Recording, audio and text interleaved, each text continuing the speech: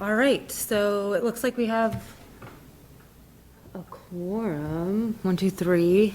Don't you have to have 4? We do need to have 4. Oh, AC is parking. She's parking. She's having the same struggles. And nobody wants to be cold and park far away because it's cold out. You are. You are officially a member. Brian, we got to get you.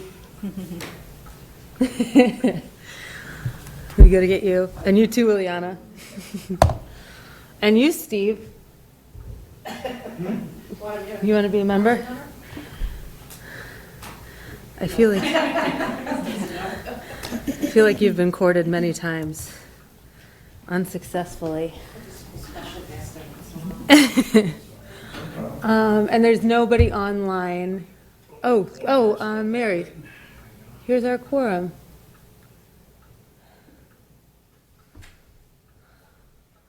Hi, Mary.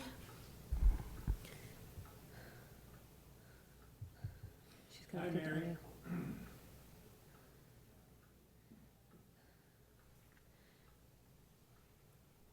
And now we have a quorum, and AC should be up here anytime. So we can go ahead and get started. Are we expecting Catherine? No, she won't be here this evening. Oh, darn, okay. But we have you guys, Yeah. which is great, and Dave. So, hey, Ryan. All right, we can go ahead and get started. And we have Christine on the screen. Hi, Christine. Are you, 350. Nice to meet you. Thank you. Hey. Thank you for joining. All right, well, we will just go ahead and get started. Hi, Ryan. So the first thing we're going to do is review and approve the minutes. So this is our first time meeting in 2 months. Time just goes by, huh? So let's take a minute to review the minutes.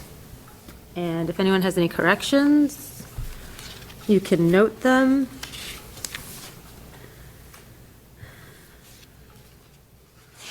While I catch my breath, I'm running up the stairs.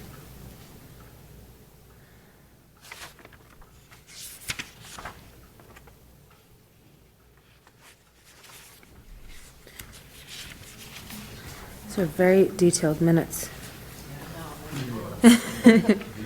Cynthia, do you take them or does Catherine? I do. They're very thorough. Yes, that's the word. Thank you.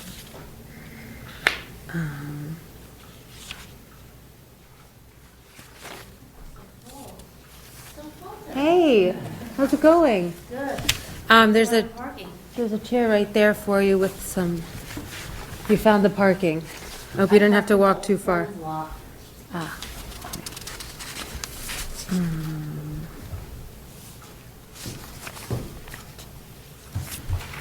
Okay, so once people are done looking them over, we can make a motion whenever anyone's ready. Yeah, I move to approve the minutes. Okay. Do we have a second? Second. Oh, all right. All in favor of approving the minutes from November's meeting? Yes. Okay, so AC abstains. All right, looks like the motion passes. Okay, so on to continued business. So we went through the polystyrene, AKA styrofoam, ban letter that was so kindly drafted by Ryan, and I think what came out of the last meeting was to think about some questions, to do some outreach to local businesses. And so Ryan, if you want to give an update, and then we can move on to other people. Yeah, so, in just a second, can you hear me okay? Over Zoom? Zoom people, can you hear us? Okay, great. Yeah, so put together some questions that we could ask. I, over the holidays, was pretty busy and did not do any, outreach, so I'm happy to, postpone and do that outreach over the next month so that we have enough like input from everyone, and then we could follow up next meeting if that works. Yeah, thanks for doing that.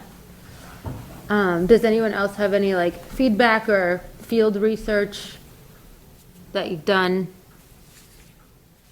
To be honest, I've just noticed when people give styrofoam and like made a mental note, but I should probably like open up. We're gonna have the cafe downstairs do a little test. Did we talk about that?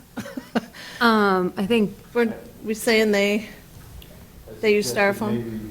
Maybe talking to him. yeah. See why he uses it or whatever, but, yeah. Cost, but.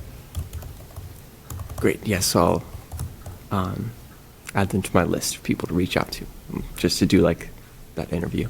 Awesome. Yeah. Maybe if you want, you may already have this. I know we have a folder for it, but if there's like a list of questions that you want to like propose asking people, we can start with the outreach like in the interim, like Yeah. put a list of questions together and people can pick which ones they feel comfortable asking. Yeah, I do have a list. It is online. I can pull it up, but yeah, Okay. that sounds good. Yeah. So, basically, you're talking about like drafting a letter to see, and then submitting it to who, I guess? Like, how do the gears of government work? We draft a letter trying to ban styrofoam, and then submit it to who? Well, it would be like a city sort of thing. And you can, so Ryan has a really good document he put together that like shows saw the, that, yeah. yeah, the Yep. process. But first, the first stage is like talking to these businesses and being like, is this gonna really mess you up to Right. have this increased cost?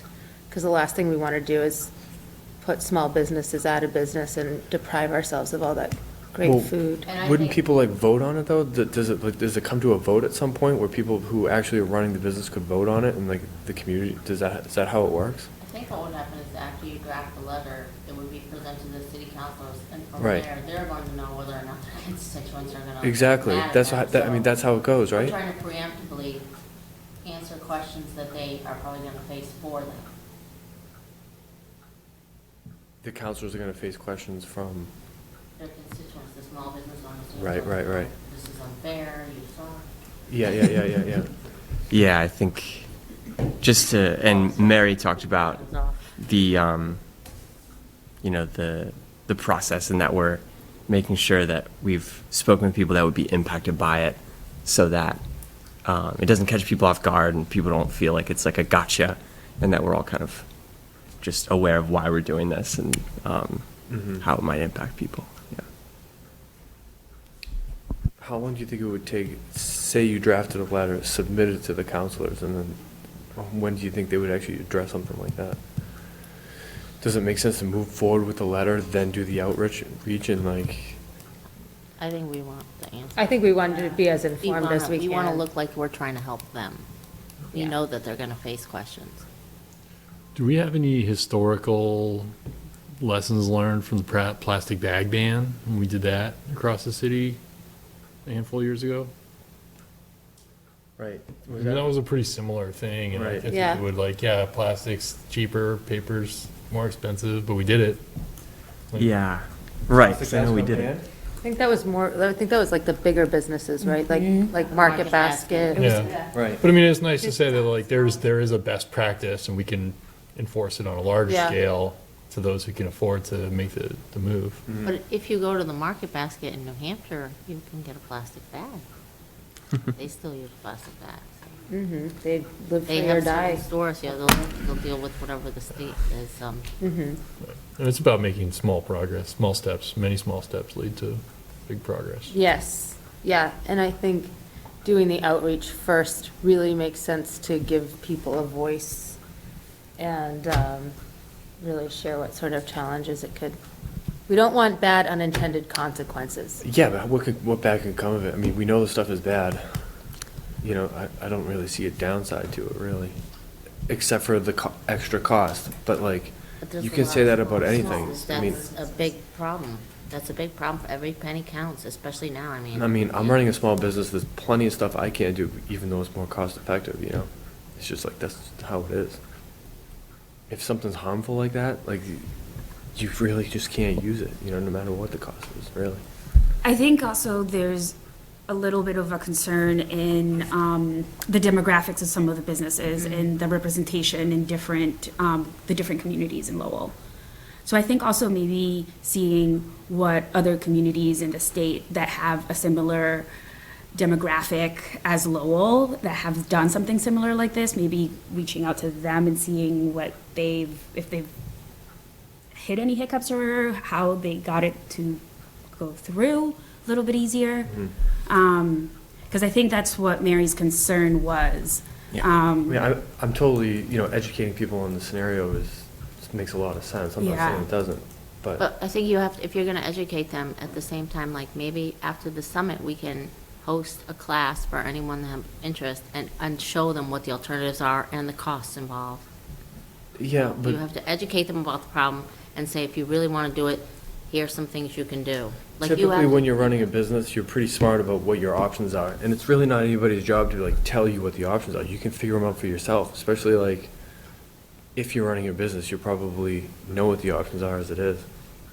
That's mean- why they chose the styrofoam. Yeah. Yeah, I Yeah, know. yeah, yeah. It's But a- when that's it not is an a option, choice. you quickly pivot. Yeah, yeah. That's what I do in my business. When I don't have an option, I pivot quickly. So I think what everybody wants to see happen is to have styrofoam be used less and less, but to also maybe identify funding sources for replacement, like the cost of replacing it with something better. And making that funding accessible. But it's also hard because you have a lot of these businesses, some of the businesses are like probably under the table businesses, so might not be eligible for the funding source. So you also so this is the sort of stuff we can maybe uncover with the outreach that we're doing. You know, Yeah. so you've got a Google Doc already. Yes. Can you do me a favor and send a follow-up email that just reminds everybody to not go undercover, go be, do some field research, not undercover. Yeah, and I'll send the opposite of undercover. the link to that form, so that, you can speak with people who are, like business owners in the area, figure out what are the obstacles, is there, first, did people know of the harmful effects of styrofoam? If there are any obstacles to being able to switch to something that's safer, and whether and why they would be supportive of a ban in the city. And then, I do think, and could you remind me your name? Liliana. Liliana, thank you. I do think it would be good to take another look at the other municipalities that have passed something like this. There are, because I do remember a lot of them, the average wealth in those areas was quite a bit higher, and thinking about what does it mean for Lowell to unilaterally decide that, we're going to accept higher costs and absorb that into this area when there are other areas that could more readily absorb that cost as we move toward a national ban or whatever it is to try and protect everyone. So I can reach out to other municipalities as well. Awesome. One more thing. I Yeah. wonder if we could get Tara Hung involved, because when he was talking about talking with smaller businesses, I can't go down the street and speak Kumar, because I don't know, I don't Yeah. know. He can speak to other small businesses in the community that, and I think he was looking for something to do. Oh, really? He had put something out on his, is it a Facebook or? What is this? Tara Hung. State Just- rep. Yeah, he just got elected to my district. I could talk, I can ask. That would be great to get him involved if he wants to. Yeah, sure I'll it's- see if he's yeah. interested, and then he can help us communicate. Yeah, great idea. I love it. So we'll add to the Google Doc as we're doing our field research. What about the schools and stuff? Are they using styrofoam? I don't know. I mean, Anybody? always a good place to start is right there with the people in Lowell, that, the public buildings that are doing That's a it. good question. because then it's just our taxpayer dollars, no problem, No problem. I right? believe that they are, but there's a separate company that does the food service, if you right. will, for the schools. Is that the Amaranth? Yeah. Aramark? Yeah, Yeah, Aramark. Aramark, The, yeah. the schools are using a bunch, I bet, probably more than anybody. Well, we can target them. They So have they plenty go of money, I'm Aramark? sure. Yeah, no, I'm kidding. They do have paper trays because they're everywhere. They're in Yeah. every hospital, every hotel, every, Aramark. yeah, Airmark's the Yeah. next, so they're in my building in Burlington. They're the cafe. Yeah, that would They have probably, paper substitutes. I don't know if that's more money or not. that's a great. I mean, some of the, yeah, I mean, like UMass Lowell, the public schools, like, they shouldn't be using styrofoam. I'd be surprised if they were, but it could be. I'm trying to think back, it's been a long time.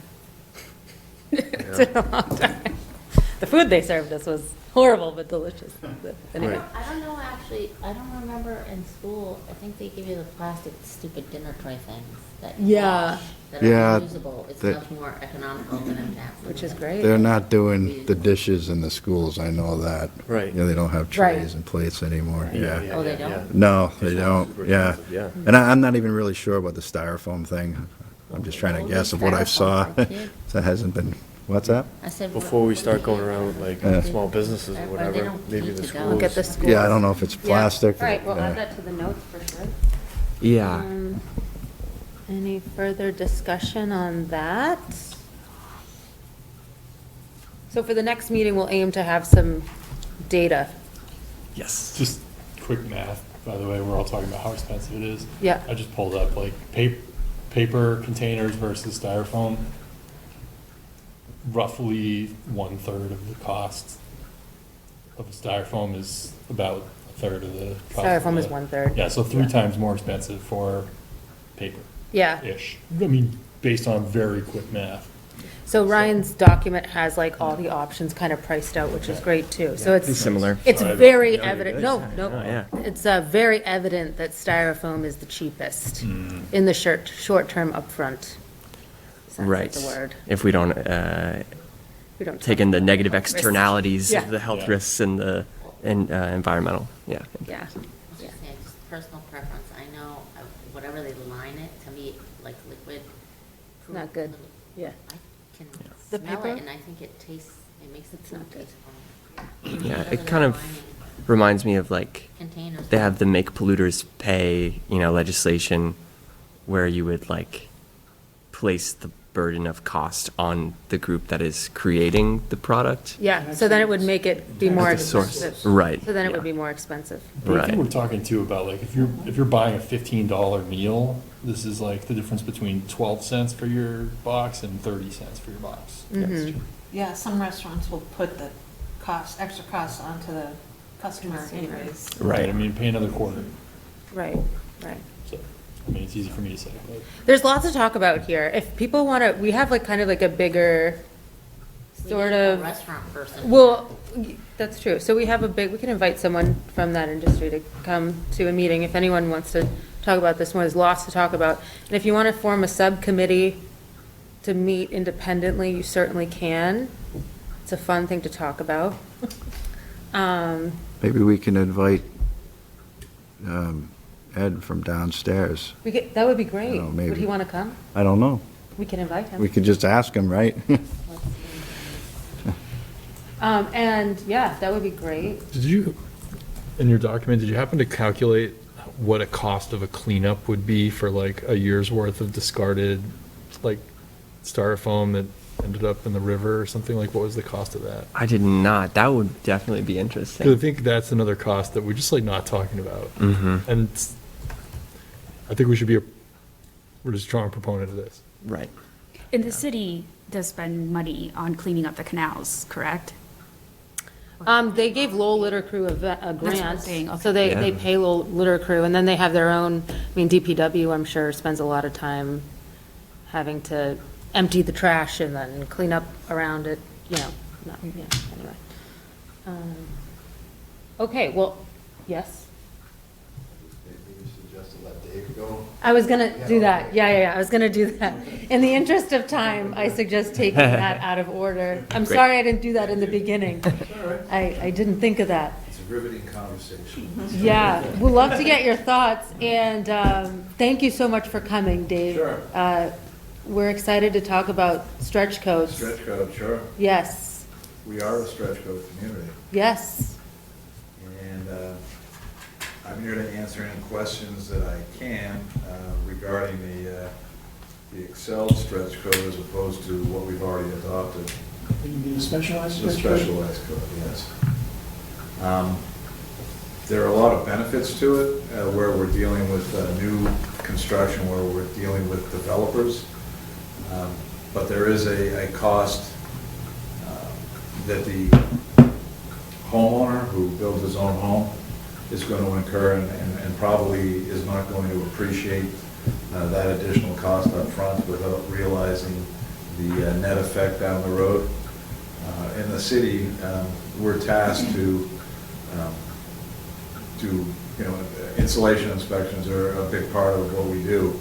And a lot of times, it's not practical for some older housing stock to even get to the new energy standards. So it's not possible, and we have to use our best judgment. New construction, obviously, is pretty black and white as to what can happen. But it's just, the cost is prohibitive for, the person just building their home, as I said earlier. But I think it's probably not a bad idea. It's just that in affluent communities, it's probably more apt to take hold in Lowell, where you have a very, working class community, to task them to, pay the extra money to get there, go all electric, or, waivers for going gas and putting in the electric for later uses. It's something that you should consider when you make that vote. I think that the stretch code that we adopted in 2023 goes a long way to getting us energy efficient. I just think that going the specialized code might be a little more difficult in a working class town where affluence isn't as great as it is in the suburbs. Well, this kind of is making me think too, our landlord subcommittee, what's going on with that? Because more than 50% of Lowell are landlords, and they view these properties as investment, and they don't naturally want to spend money. So are we going to form a committee to start finding ways to incentivize? Yeah, we can do that. So it is for new construction. Correct. So, but yeah, a landlord subcommittee or group in Lowell would be a great resource to ask about what their thoughts could be. I do see some positive sides to it. It could mean less maintenance over the course of 20 years or 25 years if you're talking about electrifying versus having gas systems, or having extra, or having like the pre-wiring be a necessity so you don't have to do it after the construction, which can be more costly. It depends. There's different, but I think, Steve, you wanted to say something, and you guys have talked about this a little bit too. No, you're doing a great job. I just wanted to point out that I believe Worcester and Salem have adopted the specialized stretch code. Those are hardly affluent. Worcester, yeah. Worcester especially. No, Worcester I especially. read that, and I'm thinking, good luck trying to get enforcement on that, but that's just the cynical me speaking. So when you say good luck trying to get enforcement, what do you mean by that? Well, I'm just saying that getting compliance, it won't be as easy as just saying you have to do this.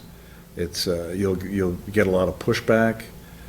Ultimately, it will prevail, but not without much hand-wringing, so to speak. Oh, Mary has her hand raised. Sorry, I gotta stop ignoring this. Good evening, everyone. I really appreciate the gentleman that's talking about this. He's quite grounded in reality. I just wanted to respond to what was said about landlords and having a committee for landlords. I think if the LSC is going to think of such a thing, you need to work with Catherine and her team, because there is going to be a landlord strategy in the next massive plan. And so it's important to work together instead of having all these buckets trying to accomplish the same thing. So I wanted to throw that out there. Yeah, thank you, I agree.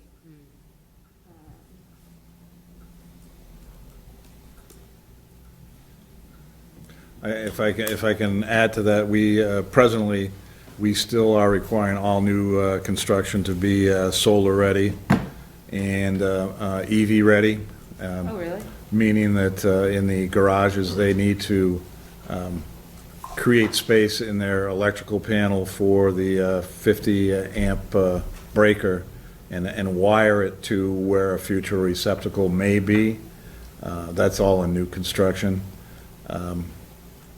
So, I mean, we're kind of doing it piecemeal, but where we can, but in not all instances are we able to get there. Is that, have you done that because that's mandated by the stretch code, or is that something beyond the stretch code that Lowell currently has? No, that's just, it's in the energy code where new construction in 2023 for the EV chargers. The energy code? Right. Is that a state mandate, or? It's in the ICC, which would, I mean, the Massachusetts has its specialty code, but in the, the nationwide code, International Code Council, Right. that's what we're working with the amendments from the Commonwealth as well. I see, okay, thank you. Yep. So any developments that were in plan in 2022, though, they're grandfathered in to not have to meet these requirements? As long as the permit was pulled in '22, Okay. we can't mandate it. So, I mean, there's a big push now because we will be adopting the new edition of the code. There's a concurrency period, which will sunset on June 30th of this year. So any development, there'll be a big push to get their applications time-stamped by that time. Otherwise, they will be held to the adopted code coming forth. I'm kind of new to the stretch code Okay. conversation. Could you kind of just run me through it really quick?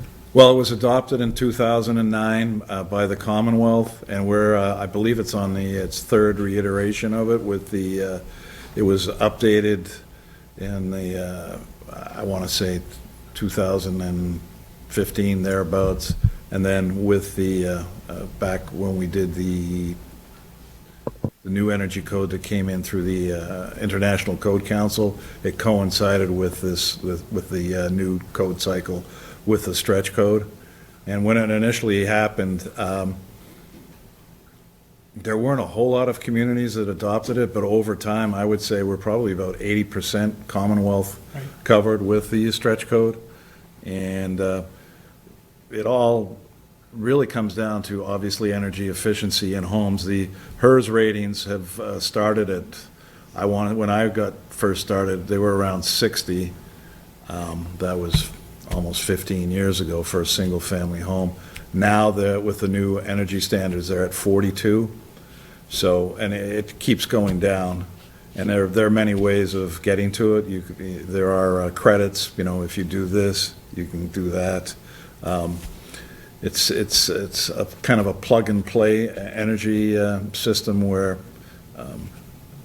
I've seen homes that have had a HERS rating of 3, but they spent millions of dollars to get there. I mean, their attic was 3 feet of construction to get the insulation in there, and it costs a lot to lower the number, but they're getting closer, or it's getting easier with the spray foams that they're using. You have expandable foam with open cell and a closed cell. The closed cell is water porous. The the open cell is water porous, the closed cell is not. Closed cell is more expensive. We have to look, when we're dealing with it, if there's a vapor barrier in the spray mix, because otherwise it's combustible, so those are considerations we have to meet. Air sealing goes a long way with insulation, as does if you drive around now, you'll see a lot of homes that have the green panels on them, they're called zip panels, and those help with the penetration of the wind and moisture through that with the way they're treated on the outside. But the stretch code, like I said, goes above and beyond what the regular code, only to get us to a point where we're maybe not so reliant on fossil fuels and we work off the grid, if you will. Mary has her hand raised, and Bob is in the Bob's- waiting room. Bob's in 350 minutes. Want to go ahead, Mary? It's, I have a question. Lowell has adopted the stretch code, right? And what it has not adopted is the opt-in specialized building code. That is correct. Okay, thank you. Sure. If we opt into the specialized stretch code, is that just for new construction or renovations as well? That's, I can't give you an honest answer on that because there are too many moving parts. But, you know, if you're putting an addition on your home and it's, you know, in excess of X amount of square feet, it plays into that. And that's where it gets tricky because you're dealing with older housing stock. And say the trigger is 1,000 feet, say you put on a $1,200 square foot addition.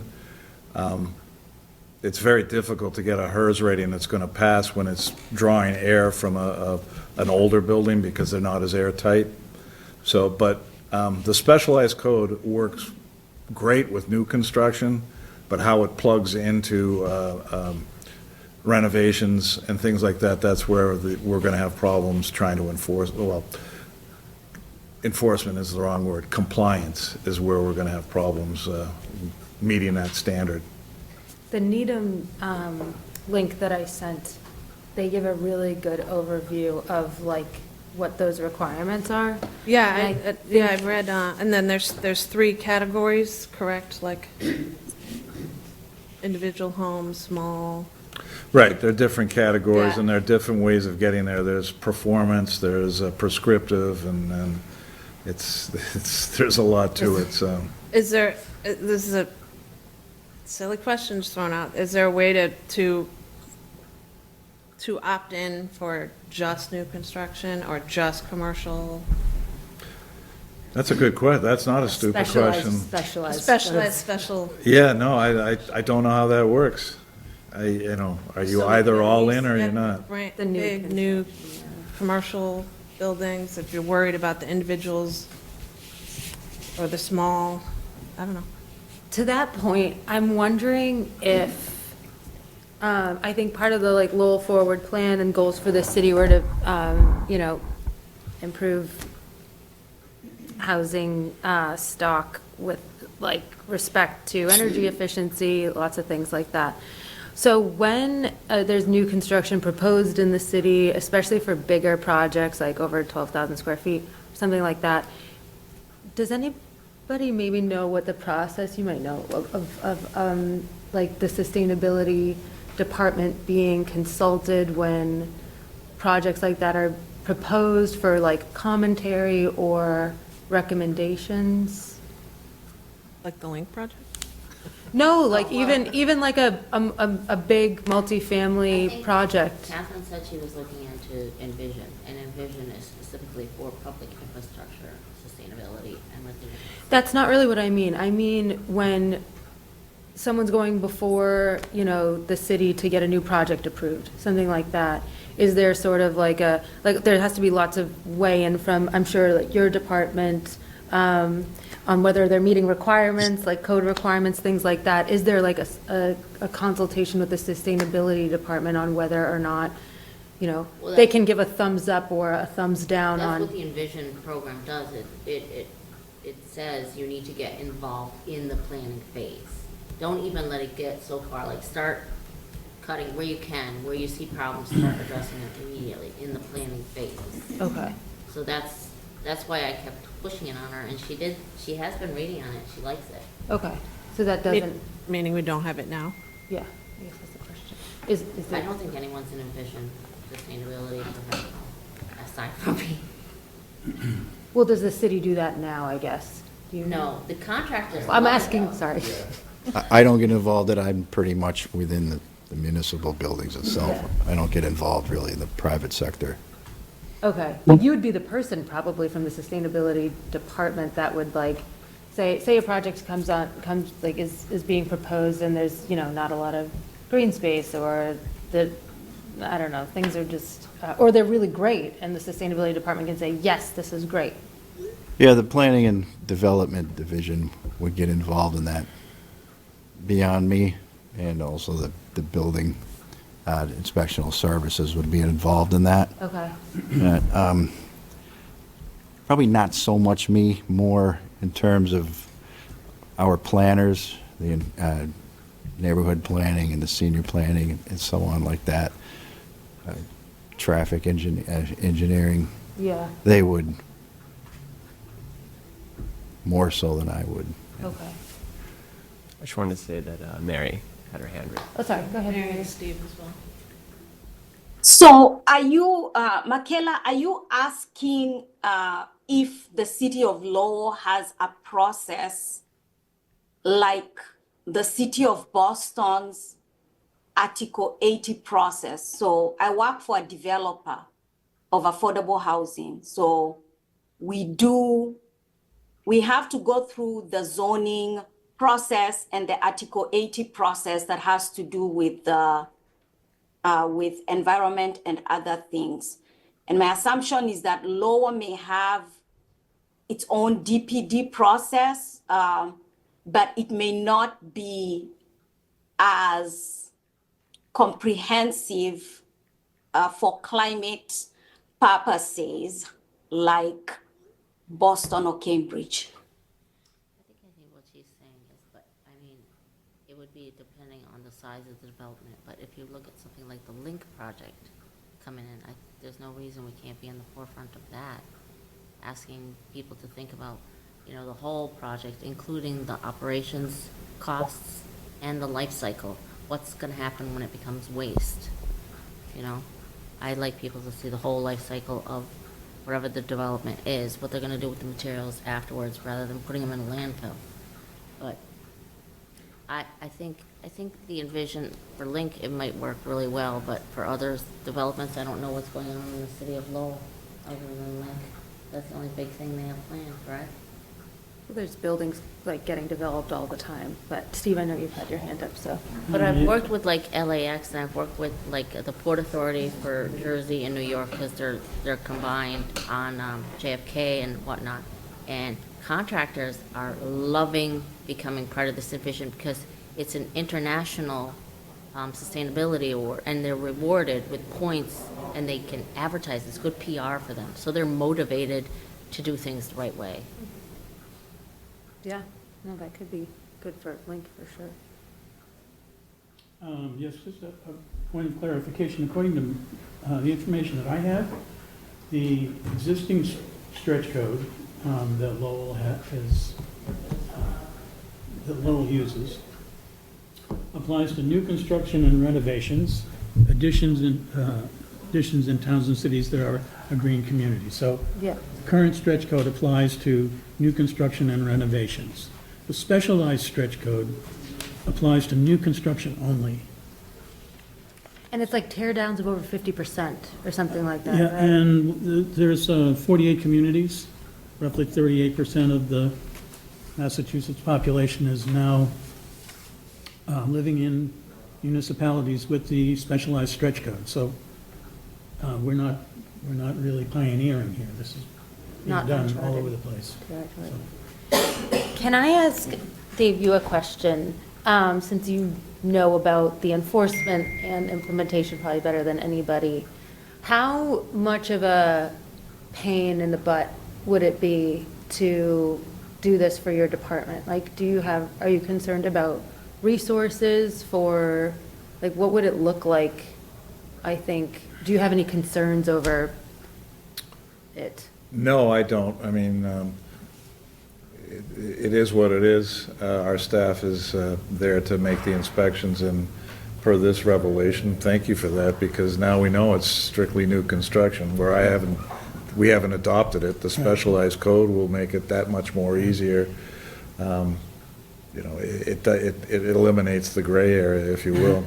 My understanding, I was just looking to see if I could find a source here, but my understanding is that for municipalities that adopt the specialized stretch code, that the state has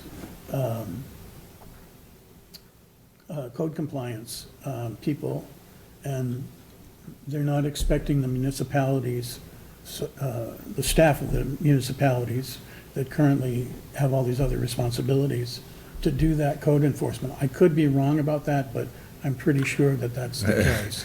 That'd be great. I did want to ask you about, I mean, the the compliance thing. Compliance, right. Is really interesting. So how much time does your department have to spend to enforcing code compliance with the current stretch code? Do you spend a lot of time on basic code compliance? Absolutely. We're talking about a multilingual community where communication is often lost. We're fortunate that we have enough people that can converse with the different nationalities. And I don't mean to interrupt, but is that because you're currently have to deal with renovations also? Oh, yeah. So is that the bulk of it? I would say that 2024 was a very robust year for Lowell in housing starts, but a typical year, we'll spend more time policing landlords for compliance of their properties. Right. To your point earlier about initiatives for Right. landlords, we currently have about 1,500 rental or income properties in the city, and we, through Manager Golden's initiative 2 years ago, my hope is that by the end of '25, we'll have everybody in the system. When we started, we were about, I want to say, about 600. Now we're at, we're about 1,300. Wow. And it's, the stragglers that are, kicking and screaming, coming to the table. Right. But is it safe to say that the bulk of that work is the older housing Yeah, stock? absolutely. Right. So what I'm trying to get at is, if the specialized stretch code, Doesn't impact them. if the specialized code is adopted and residential and additions are not part of that code, how much more burden, if I'm wrong about the state doing that for you, but how much more of a burden would compliance be for the specialized stretch code for new construction relative to what you're doing now? Well, I know it's a guesstimate. yeah, no, it's a guesstimate, and I know that the state is down quite a few inspectors, so to get their help, I don't think is coming anytime soon. But to get to compliance, because it's all new, they're required to submit it's called a comp check, and that checks a lot of boxes when it comes to energy efficiency. You have your R values in your insulation, the U values in your windows. There's a lot to go, there's a lot to it. And we rely on an initial evaluation before, and at the completion of the job, they need to submit documentations that tells us that, they've met that criteria so that we can sign off. So it's a lot of it has to do with third party, if you will. Uh-huh. And because we don't have the tools or the expertise, and in any community, there's a lot of third-party inspections that go beyond insulation. It might be structural, architectural, and then you have all of your MEPs and fire protection that the third party is, it needs to be there for us to complete our inspection. But what I'm hearing is that the specialized stretch code wouldn't impact put a No. lot more burden on your department. No, it would be an educational thing more than anything else. Right. But can I ask a silly question now? Oh, please. The link, my understanding is that the bulk of that is going to be in partnership with the university, or is that strictly a university project? Because I've heard various reports, but we haven't seen any permits per se or applications. So my reasoning for that is if it's a state project, the city of Lowell building department has no play in that. Our plumber and electrical inspector do the inspections there, but the state building inspectors would do all of the inspections for structural insulation, and they would have to, tabulate all of the information that comes in with documentation. My understanding was that So much on other than UMass Lowell, the rest of it is private development. Yeah, If it's because- private development, that's another story. Yeah, UMass Lowell already has way too much untaxed property, that doesn't get taxed. So I don't know what the percentage is, if there is one by law, but I feel like they own a good portion of the city. I think it's like a UMass Lowell private, like exactly what you're saying, because a lot of it's going to be housing for like professionals, and I don't think mixed it's going to use. be owned all by UMass Lowell. The reason I ask is it's the location and its proximity to the, is it the East Campus, I guess, along the river there? So Yeah. I was just curious if it was strictly state, but if it's private, then, yeah. That's a good question. It would be nice to know that for sure. I think that's what it is, but we should find out. Oh, sorry. Go ahead, Mary. I think the major issue or the major question that needs to be addressed is one, Lowell plans to have 3,000 new units by 2030. I believe most of us may have participated in the Lowell forward planning period. I was in both the energy and environment as well as the housing side of that. Now, the question is, how does the opt-in specialized code affect the timing and the cost of those 3,000 projected units? That's the question to ask. I work for a developer of affordable housing, and I have been engaging with the city of Boston, and I will tell you that there is a lot of tension between balancing both climate objectives and housing objectives. If you've read the Lowell Forward Plan, the public, Lowell residents identified housing as a major issue. And as the gentleman that has been talking to us about these issues of the code said, most of the people who live in Lowell are not like wealthy people. I'm not trying to say that we should not go for the specialized code. What I'm trying to say is that we need to think how that specialized code would probably affect the 3,000 new units. I participated in a study with MIT and Wentworth Institute on, and these are facts, like it's not rumors. So to get to the specialized code, it's about 3.8%. It goes from 1.8% to 3.8% increases in cost. These are things that we have to talk about and we have to think about. And it doesn't mean that anyone is opposing anything. It's just these are facts that exist. We have both a housing crisis and we have a climate crisis. In my opinion, housing comes first before climate. That said, I think for such a plan, like the specialized code to, to kickstart this process, it's important to find out who usually builds. Like, these are 1,000 units. Who's most likely the one that will build their 1,000 units? Who will most likely build 500 units? Who's most likely going to build? So there's some work that needs to be done. And I think that's how we get to a place of making a proposal that is well-informed and practical.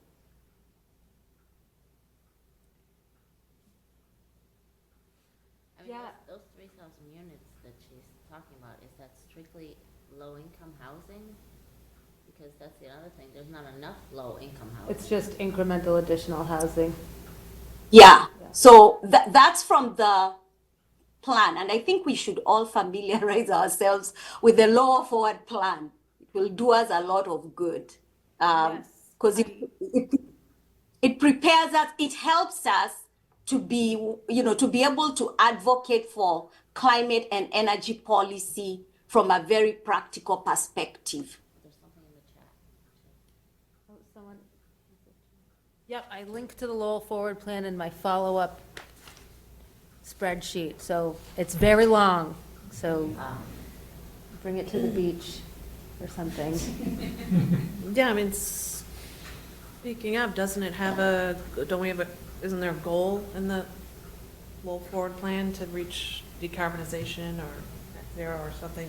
Well, there's an existing 2050. there's an existing, resolution that the city voted on to be 100%, to reach 100% renewable by 2030? I think it's 2030. But it's just a resolution. We should see what the Lowell Forward Plan says. If I may, I Yes. just thought of something as well with the enhanced stretch code.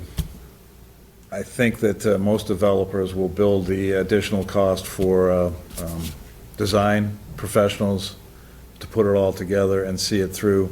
Where it will be a hardship is for, someone building their own home who doesn't have the sophistication to put it all together to see how it works. So that initial outlay of hiring an architect or an engineer to put all the pieces together to get there, that'll be something that they'll have to incur, and that's just something to consider when you think about adopting it here in the city for the individual person who's building a home. So just food for thought. So that might be over the 3.8%. That might be an additional, 7% or something like that over there. It Who knows? could be, yeah, who knows, yeah. Yeah. So for 1 to 2 family townhome, small multifamily structures, and this is new construction, if they're all electric, then there are no requirements, additional requirements under the specialized code. If they're a mixed fuel new home, if they're under 4,000 square feet, the specialized stretch code would require wiring for future electrification and solar panels, except for passive house and shade. So, in other words, if the property that you're building on is shaded and you can't use solar panels, you're not required to. Okay? So the only extra thing would be to have wired capacity for future electrification. Correct. If it's 4,000, that's under 4,000 square feet. If it's over 4,000 square feet, and I don't know how big a 4,000 square foot house is, frankly, but nevertheless. It's pretty big. It's pretty big. Yeah, it's pretty big. I think, yeah. It's very big. Yeah. And it's probably going to get built in Belvedere. Nevertheless. Who cares about, no, I'm kidding. 4,000 square feet. I'm not quite sure what this means. They have to provide enough solar to meet her zero rating. So that's probably, and wiring for future. Oh, wow. So that's probably expensive. Absolutely, and I mean, we can only mandate, the property has to be studied for its Right. orientation to accept it, and then depending on how large the roof is, like I said, there's a lot of plug and play there that you have to figure out if they have to, but, And for home additions and alterations and historic or existing homes, there are no additional requirements. Just to clarify what the specialized code applies. Thank you, yeah. It's good not to have the putting wind facts. turbines on your garage. I can't hear you. Put wind turbines on your garage. So if someone's building a really big house in any neighborhood that has like an ADU on it or something like that, they're gonna have some really big costs potentially. Well, Or they might have already done solar on the, solar might already make sense, yeah, so, okay. Just saying, I mean, it looks like the number of buildings that this specialized stretch code applies to is really, I mean, Not a it lot. seems to me kind of small.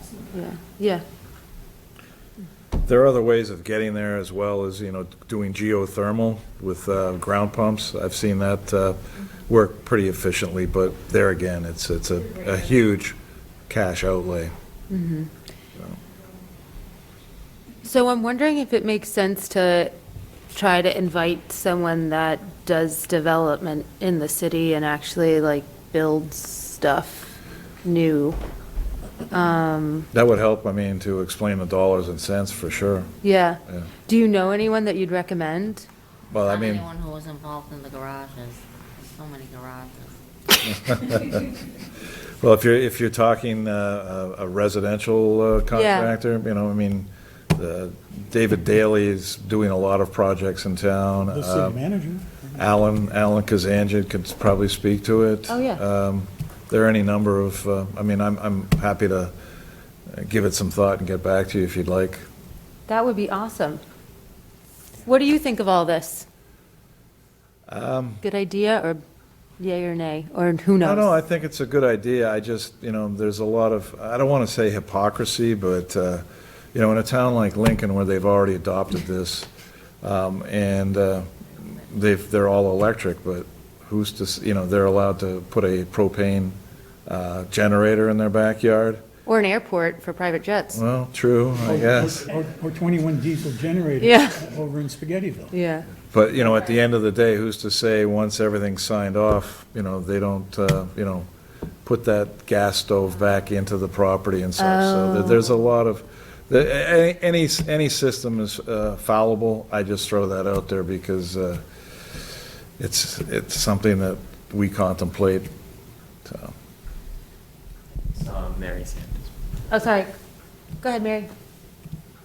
Yeah, on ideas of who to invite, it's good to use facts. So 90% of Lowell's new permits were for multifamily housing. So that's a fact. So if we want to get people who can tell us what the impact of such a code would be, we'd have to go to those people. That's the CBAs, CTI, and other market, just market rate developers of multifamily units. So that person you were mentioning earlier, Dave Daly, he's not a multifamily developer? Yeah, he does multifamilies, yeah. I mean, what this lady's speaking of too is all subject to, commercial energy code, so it's, I'm not sure if they apply, but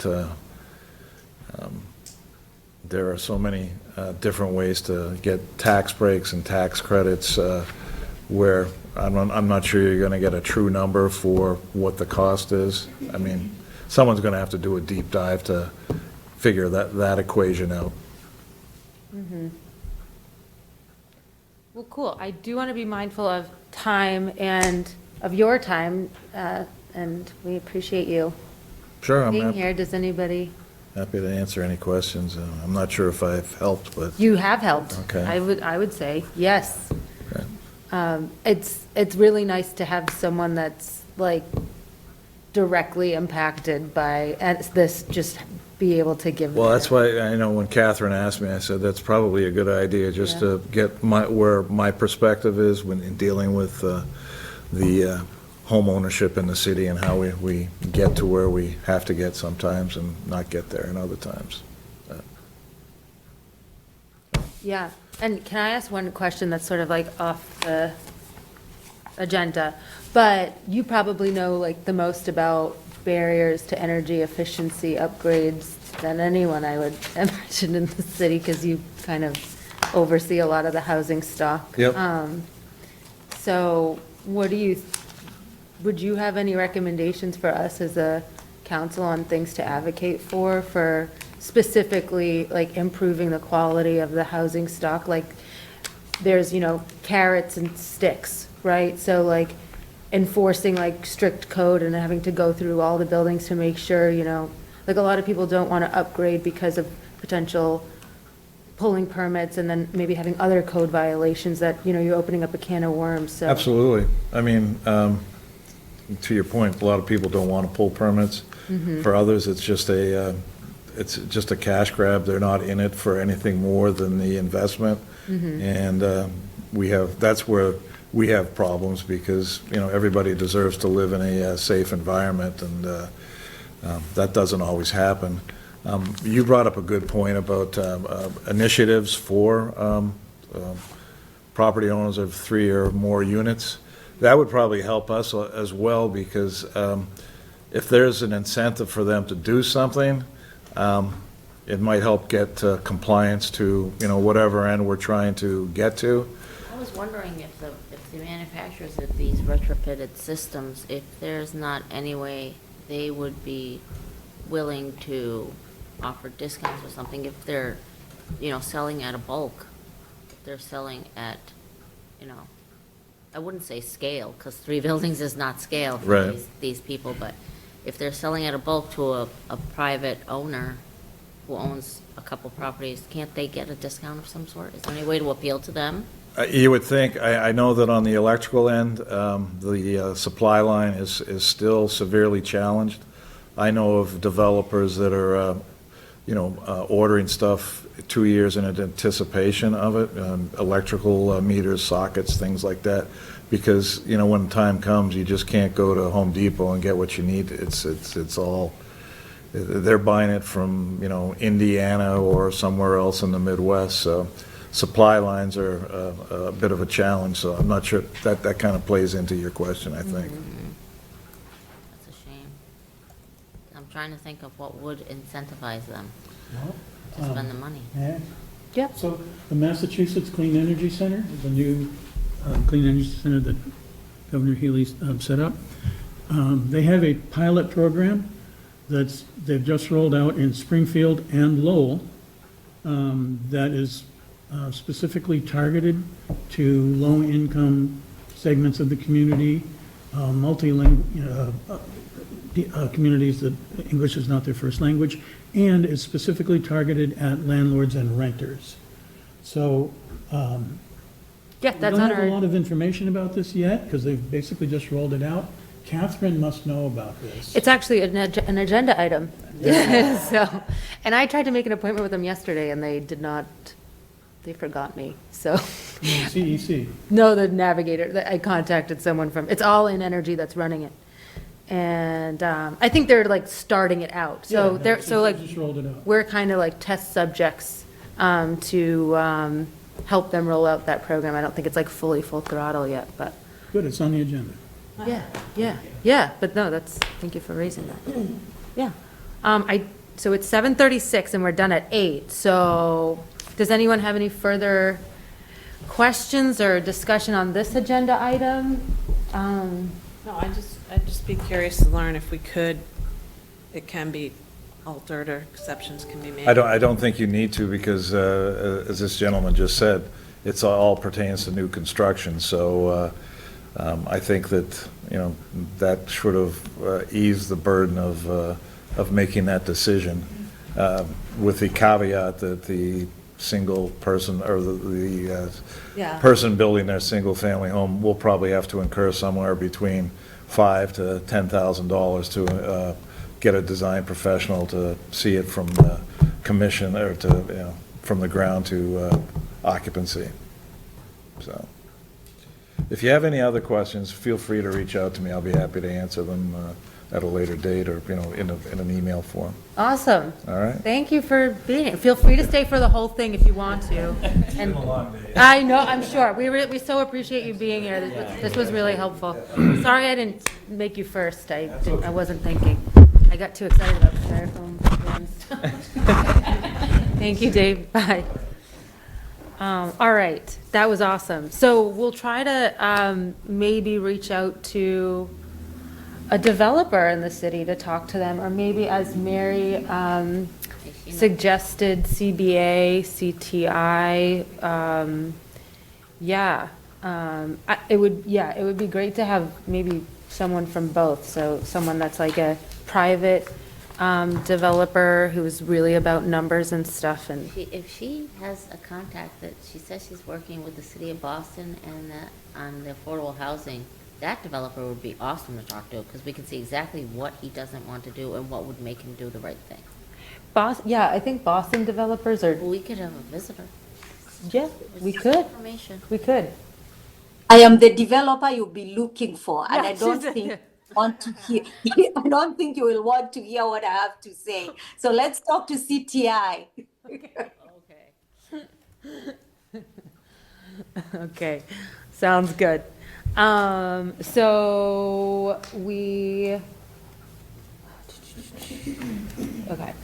So we've got a bunch. I think this might be a quick one to knock off. LSC Summit discussion. We're clearly not having it at the end of January, because here we are. So, yeah, this is the summit. Welcome to the summit, everybody. So maybe we push for like April, around Earth Day timing. Yeah, that's a good idea. You were saying. 350 Mass is doing theirs. Oh, really? Oh. Oh, well, we're not going to have it the same day. Let's have a whole carnival. We could have, Everybody, yeah. community. Is I don't know, that, I've never been to either. yeah. So I don't. It's just, I think that, judging from past summits that you've done, maybe the idea, the function, the goals are slightly different. Okay. So they maybe wouldn't Wouldn't be, co-locate. okay. easily. Well, I would encourage, No biggie. yeah, I would encourage everybody to go to both so we can see the different flavors of Summit. But, yeah, We'll talk. we'll talk. If we don't combine them, we should support both, I think, if we can. Yeah. I know it's a little early too, but since we're talking about the summit and it's getting pushed so far out, are we gonna do the folk festival this year, do you know? Do we get an allowance yet for candy or something? We can talk about that. Yeah, how about we add that as an agenda item for the next meeting so that we can start the conversations? Okay. Okay. But does, Cynthia or Jay, do you have any updates about location? I think we were trying to have it at the new high school or the Stocklosa. Yeah, those probably are not gonna work. No? Okay. All right. LTC, possibly? Sounds like it. I know Jay Mason reached out to someone at Rockland Trust, which is now Enterprise, which is owned by Bancorp, which is sad, for their community room, the Enterprise Bank location downtown. You know, Western Ave Studios has a room as well. Okay. Like for free? I don't know if it's for free, I'll have to find out. Okay. All right. Okay, so next agenda, we will talk about Folk Fest participation. Do we want to delegate out who's going to reach out to LTC? We can, since you raised it. I can do it. Are those the only two programmatic elements that the council typically does, is like, if there's like a summit and a Festival. folk festival, are there more things? Would it be wise for us to say, like, here's what our year's calendar is of, Yeah. and then just make that the agenda piece, and like, we can say like, all right, here's what we're gonna do Winterfest. Yeah. in this term, broad strokes, and then we can focus on one and the other. And probably have the UMass, Earth Day. the dates that they have classes and stuff going on. Graduation day. Are you talking about just big events in general?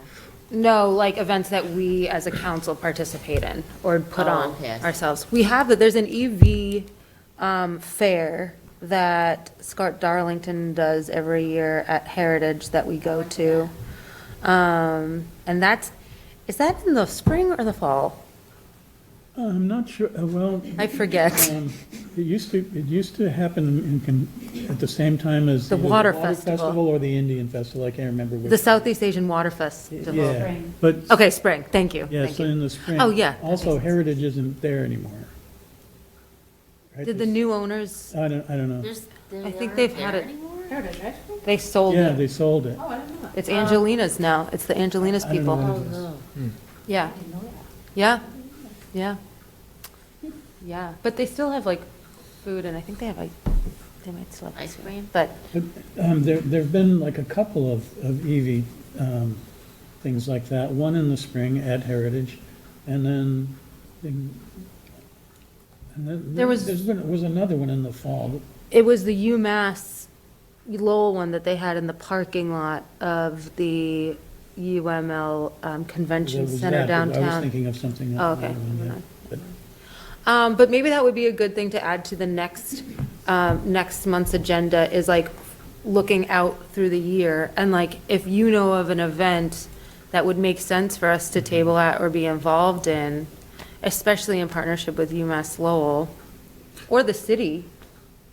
Yeah, so what I was thinking was just kind of like if we know there's certain set things that usually happen each year. Yeah. I'm, thinking about getting the location and a budget and stuff like that for the summit for this year. If we said, here's all the things we want to do for a year,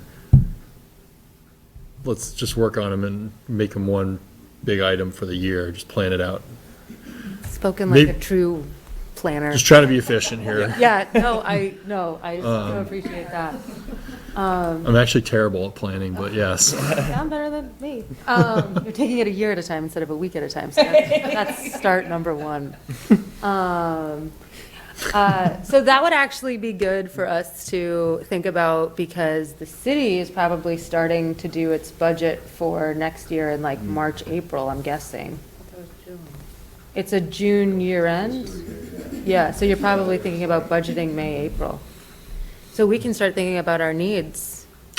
Next That's what I'm saying. planning. Okay, so next agenda, we will talk about Folk Fest participation and also plan out our calendar for the year and bring your suggestions for like events that you love that you think have a place for us to potentially table at. We're allowed to table at things as a council, right?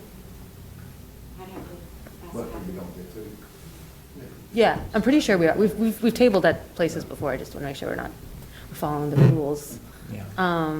Cool. Usually just the event planner, I think that's just you speak to them about space or table. Yeah, it's been really easy in the past. Cool, all right, so 7:46. Mass CEC Home Modernization Navigator. I believe we've shared out the link for this to go check it out. Has anyone checked it out? Oh, we have someone, Christine. Christine?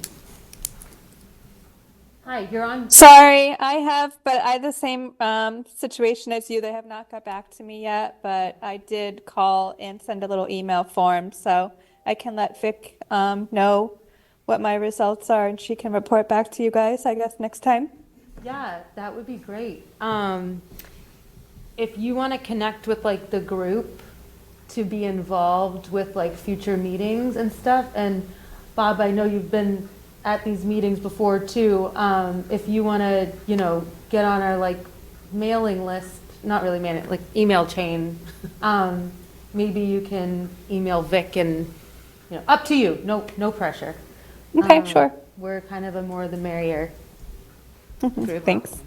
It's growing. People love it.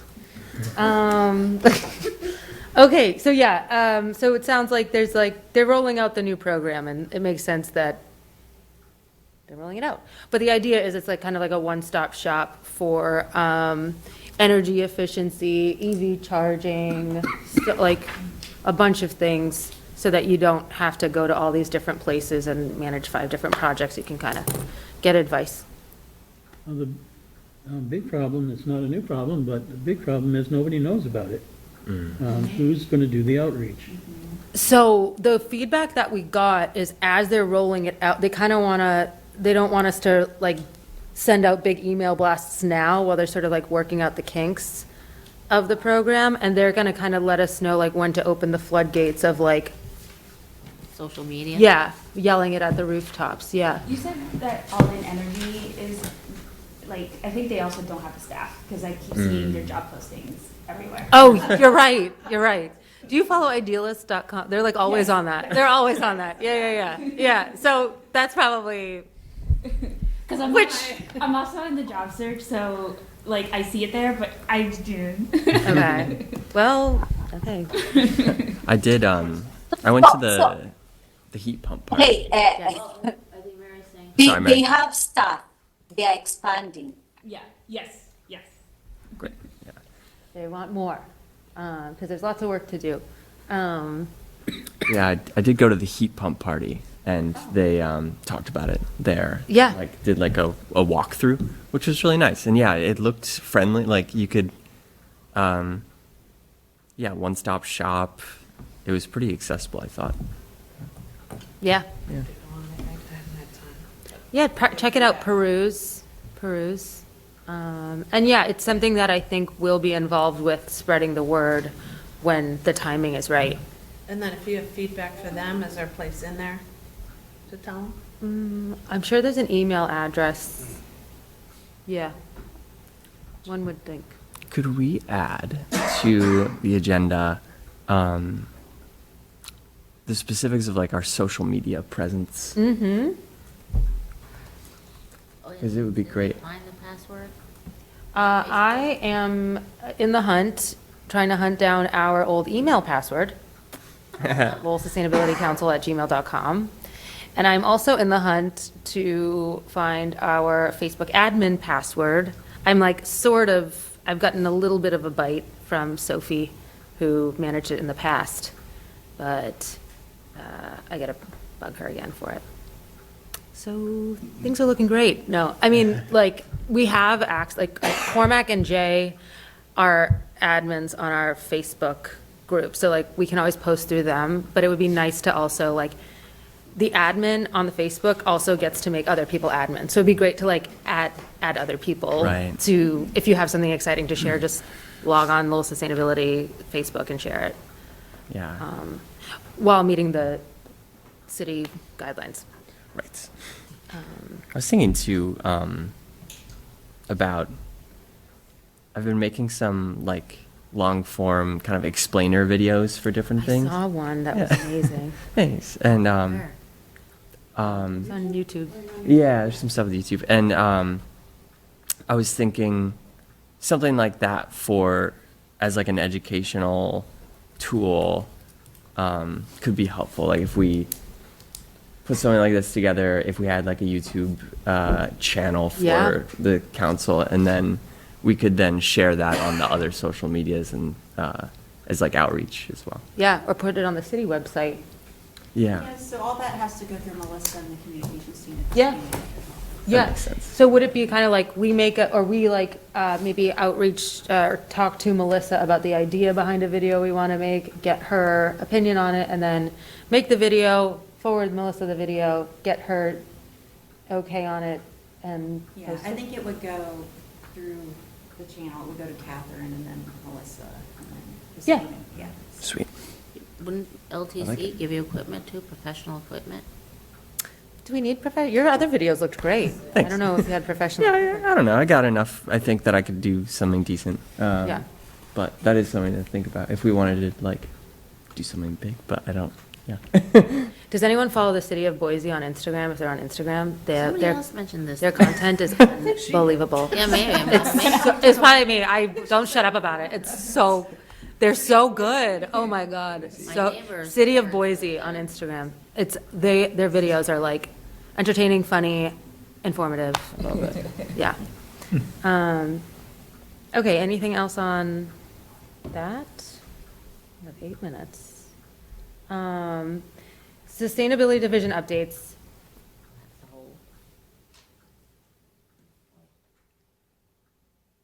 What I've been working on,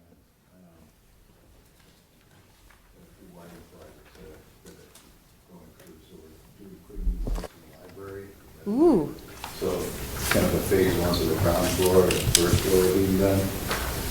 Big difference between things. We can easily tell what's been done so far. McCall School, well, brand new LED lighting, that's pretty much completed, it'll be done tomorrow. nice. Next up is the freshman academy. That'll be done. That's next on the list. Also, part of that project, the remainder, we'll call it phase 3 of the JFK building. So once that's done, the entire building Oh, wow. with new lights. Also, motors and drives. There are a number of schools that are going to get new pump motors and VFD drives. What are those used for? Heating and cooling. Oh, cool. Water. So there's been good incentives on those with our SEMP agreement with National Grid. So those lighting projects, you call them 50% off. You get 50%. Off of like all the labor Yeah, and so, everything? like, yeah, so like off the top of my head, one of the schools, say it was $100,000 gross. The net cost of the city is $50,000. Oh, that's great. Yeah. Same with the VFDs drives, so it's 50% promotion as well. Other things in the works are pipe insulation. A number of fire stations had asbestos abatement done. Because we're going to have new pipe insulation put on that. It's mostly basements. This building is up for that too, with pipe insulation. Nice. Yeah, so probably about 4 fire stations this building off the top of my head are up for pipe insulation. So there's good incentives on that too. What are you using, like liners? How are you insulating the pipe? Oh, it's just fiberglass. Yeah. There's a lot of bare pipe. Cool. So is there currently asbestos in the fire, like exposed asbestos in the Good fire? exposed. It's not, Amazing. there's asbestos everywhere, I get it, Yeah, I get it. mean, if it's not friable, there's nothing, wrong with this. Yeah. This is a great building material. But as it gets old, it's crumbly. So that's been all dated out of the Okay. basements and the fire stations. But they didn't put new insulation on, so that's a separate project that I'm going through. With the good incentives that we have. Yeah. Well, that's sustainable to not have that. Well, that's In a the- lot of heat. A pipe puts out 5 times more heat than a radiator. Yeah. Yeah. And is that, so is that like counted, I'm guessing, in your like emissions reductions reports? Yeah, absolutely. Yeah. Well, sweet. That's kind of commonplace. You'll see that. You'll have this insulation taken off, or there's maintenance done that's cut away. It's just never replaced. It's something we don't see. How many people go into the crawl spaces of City Hall? Yeah. Yeah. Well, that's good. Nice. How many light bulbs? Like how many, like thousands? I guess, yeah, you could say that. Yeah. Yeah. How many people does it take to? It is a different, so a lot of the lighting, it comes with, there's an app, you can control the color rendering Oh, index, okay. you can dim it. You can do a lot of things with the lights now. Yeah, it's, Cool. Are we moving towards like the controlling the it all comes with. stuff with the, Controls. Oh, that's lighting. great. It's almost like by default you have. so you can press a button and turn the light Yeah, bulbs it's off? really Wow. nice with a phone app. Well, that's energy efficient. Yeah. Cool. Thank you. Well, weatherization, that's another thing we've had going on too, a lot of building envelope, sealing up windows and doors. Have good incentives on that too. Did the library, did all the fire stations over the summer.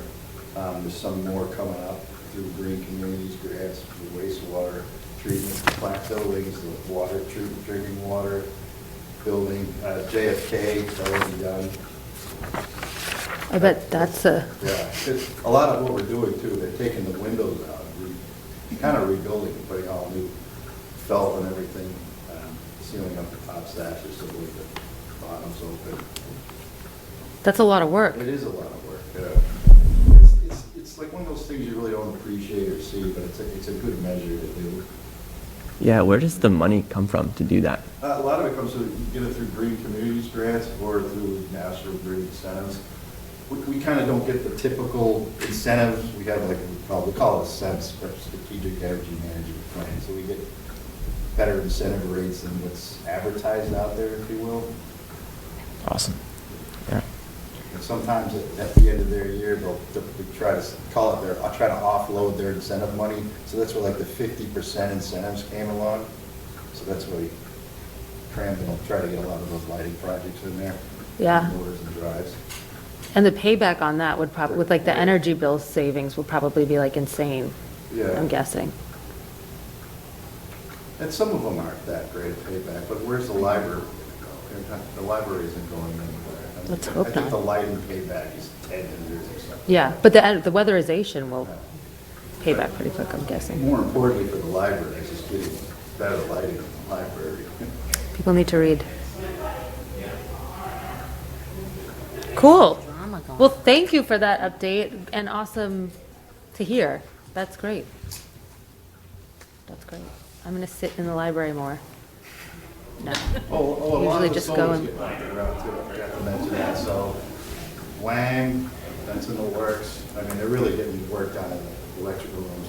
And Yeah. you can actually start seeing the appearance of things going up onto the roofs pretty Oh, soon. that's exciting. Wang, the high school, Robinson, what they call it. Do they do like ribbon cuttings or anything for Oh, those? it's Kronos, like Wayne. What's that? Wang School, not, Oh, Wang not School. those. Do they do like ribbon cuttings or anything for like the solar projects? I feel like they should. What's it called?